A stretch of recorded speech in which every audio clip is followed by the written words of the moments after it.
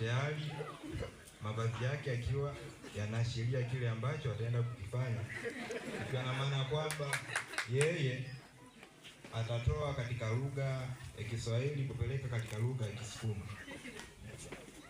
Lakini kijana hapa atatoa katika lugha ya Kisukuma kuja katika lugha ya Kia, na kaka yetu hapa atamalizia katika lugha ya Kigogo. Ushinyenda. Hi ladies and gentlemen. Habari mabibi na mabwana.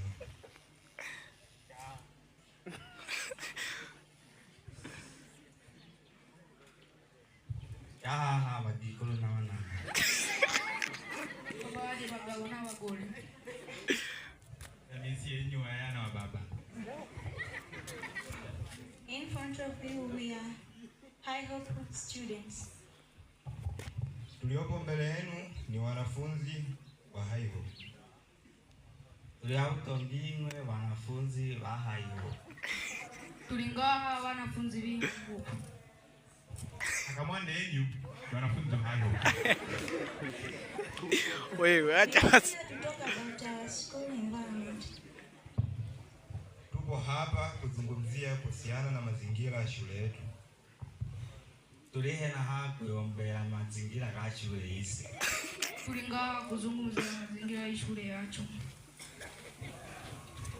Hano lolosa mazingira ya shule yetu. As you see, our environment is well arranged and decorated. Kama mnavyoona mazingira yetu yamepangiliwa vizuri, pia yamepangwa. Udumu mliwa nila mazingira jinsi masoka alafu kale jije jisoka. Kama mulaba mazingira yacho ni meza.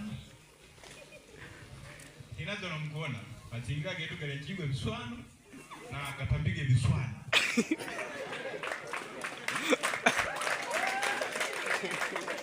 This is because of effort done by the school management. Hii ni kwa sababu ya jitihada zilizofanywa na uongozi wa shule. Hii ni kwa sababu ya jitihada iliyotolwa na shule. Kwa sababu ya jitihada zilizongozi wa shule. Aino yake ni kwa sababu ya nguvu zinazonatoa na uongozi wa shule.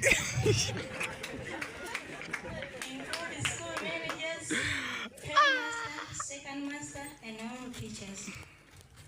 Ihusisha